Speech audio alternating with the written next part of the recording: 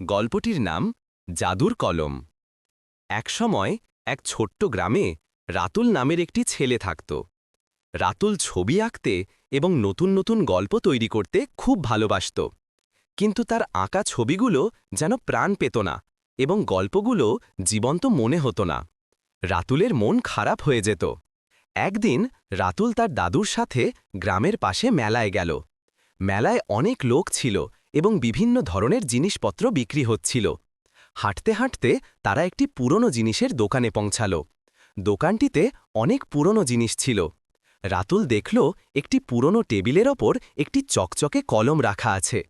কলমটি দেখতে খুবই সুন্দর ছিল এবং তা থেকে হালকা নীল আলো বের হচ্ছিল। রাতুল কলমটির দিকে মুগ্ধ হয়ে তাকিয়েছিল। দাদু রাতুলের চোখে মুগ্ধতা দেখে কলমটি কিনে দিলেন। রাতুল কলমটি পেয়ে খুব খুশি হল এবং দ্রুত বাড়িতে ফিরল। বাড়িতে ফিরে রাতুল কলমটি দিয়ে একটি ছবি আঁকতে শুরু করল। সে একটি ড্রাগনের ছবি আঁকল। ছবি আঁকা শেষ হতেই ড্রাগনটি যেন জীবন্ত হয়ে উঠল। সে গর্জন করে উঠল এবং কাগজ থেকে বেরিয়ে আসল। রাতুল অবাক হয়ে গেল এবং একটু ভয়ও পেল। এরপর রাতুল কলমটি দিয়ে একটি গল্প লিখতে শুরু করল।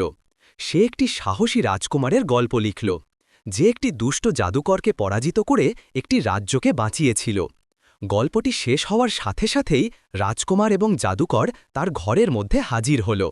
তারা গল্পে যেমনটি ছিল ঠিক তেমনই কাজ করতে শুরু করল। রাজকুমার জাদুকরকে তাড়া করল এবং এক রোমাঞ্চকর যুদ্ধ শুরু হল। রাতুল ভয়ে তার বিছানার নিচে লুকিয়ে পড়ল। রাতুল বুঝতে পারল যে এটি কোনো সাধারণ কলম নয়, এটি একটি জাদুর কলম। এই কলম দিয়ে যা আঁকা হবে বা যা লেখা হবে তা জীবন্ত হয়ে উঠবে। রাতুল ভাবল এটি দিয়ে সে যা খুশি তাই করতে পারবে।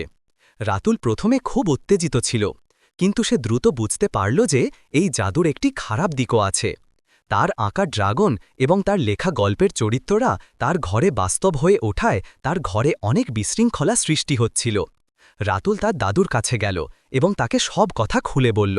দাদু সব শুনে হাসলেন এবং বললেন, রাতুল, এই কলমটি একটি বিশেষ উপহার। এটি তোমাকে তোমার কল্পনাকে বাস্তবে রূপ দিতে সাহায্য করবে।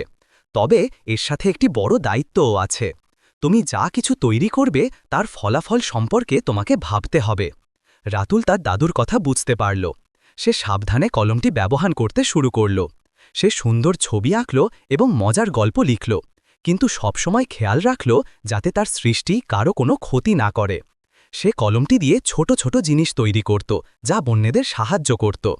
একদিন গ্রামে একটি বড় ঝড় আসল। ঝড়ে অনেক গাছ ভেঙে গেল এবং মানুষের ঘরবাড়ির ক্ষতি হল। রাতুল তার জাদুর কলম ব্যবহার করে দ্রুত একটি শক্তিশালী বাঁধ তৈরি করল, যা গ্রামের লোকদের রক্ষা করল। গ্রামের সবাই রাতুলের প্রশংসা করল এবং সে গ্রামের একজন বীর হয়ে উঠল। রাতুল বুঝতে পারল যে আসল জাদু কলমে নয়, বরং তার নিজের কল্পনা শক্তিতে এবং সেই শক্তিকে সঠিক কাজে লাগানোর ইচ্ছায় নিহিত। সে তার জাদুর কলমটি যত্ন করে রাখল এবং সারা জীবন এটিকে ভালো কাজে ব্যবহার করে গেল। সে অনেক সুন্দর গল্প লিখল এবং ছবি আঁকল যা মানুষকে আনন্দ দিত এবং অনুপ্রাণিত করত।